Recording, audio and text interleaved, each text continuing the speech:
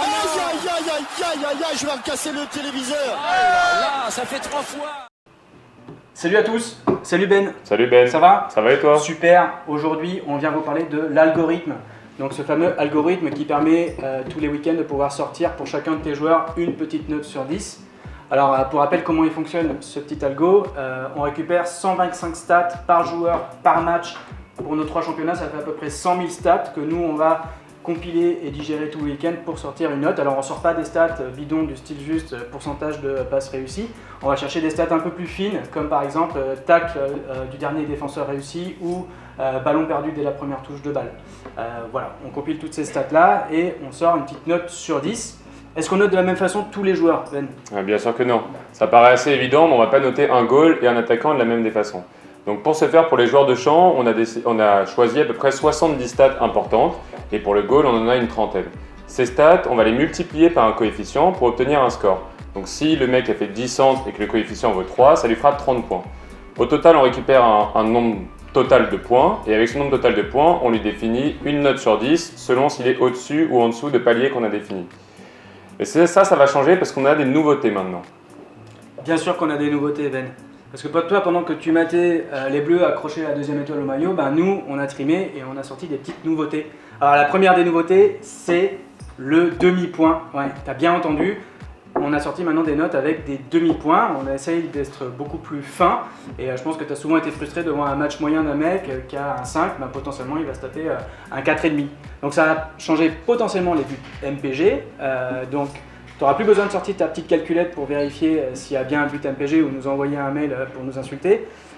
On a pour chacun des buts MPG, quand tu cliques sur le petit ballon, tu auras une petite pop-up qui va t'expliquer exactement pourquoi tu as pris un but MPG. Est-ce qu'on n'a pas rajouté des nouveaux postes? Est-ce qu'on n'a pas rajouté des nouveaux postes? On a rajouté des nouveaux postes. C'est fini d'avoir 4 latéraux en défense et 4 milieux off au milieu. Maintenant, on a des milieux défensifs, des milieux offensifs, des latéraux et des défenseurs centraux. C'est-à-dire que maintenant, tu vas pouvoir aller chercher la petite pépite en milieu dev qui va faire la différence dans ton équipe.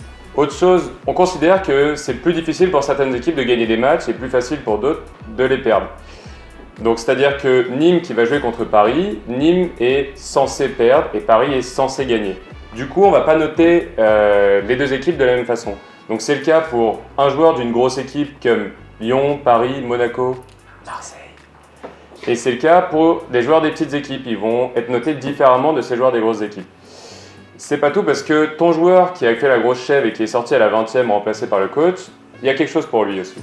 Ouais, la chef qui sort à la 40e parce qu'elle a fait un match horrible, ben on va pas la laisser tranquille, on va lui mettre des points malus. Alors sauf bien sûr si ce remplacement a été fait à cause d'une blessure dans l'équipe adverse, ça bien sûr on n'enlève pas de points. Autre chose, les cartons rouges vont permettre de pouvoir aider les joueurs qui le subissent. On part du constat dans la vraie vie que jouer un match à 10 contre 11, c'est plus difficile. Donc du coup, on va essayer de remonter légèrement les 10 joueurs qui restent sur le terrain sur les points. Qu'est-ce qu'on fait des joueurs qui sont largement en dessous ou au-dessus des autres joueurs? Les joueurs qui surnagent ou ceux qui sont complètement perdus dans le match.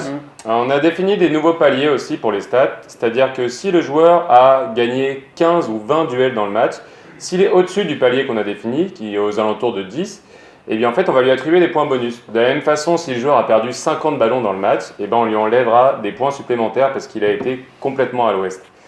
Et ça, c'est ce qui s'additionne aux petits changements sur les coefficients qu'on a fait aussi. Ouais, dernière chose qu'on a fait, c'est qu'on a ajusté les coefficients sur les événements nombreux. Donc par exemple, les nombres de passes ou les nombres de ballons touchés. Ceux-là, comme ils arrivent assez souvent dans un match, et ben, du coup, on a ajusté les coefficients en fonction du nombre de ces événements-là. Voilà tout. Toutes les nouveautés. Bon match, bon mercato et bonne saison MPG les gars.